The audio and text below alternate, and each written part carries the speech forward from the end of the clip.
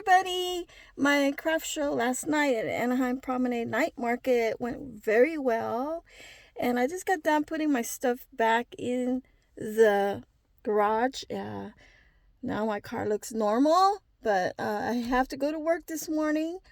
One of the caregivers was sick, so I have to cover her shift this weekend on Saturday and Sunday. And then I have to go back because it is my night week with my client. So I'm working 8 hours today and 8 hours tomorrow.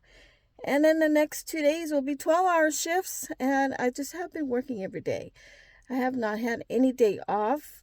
Friday is usually my day off, but I had my market and it went very well. So I'm heading to my client's house.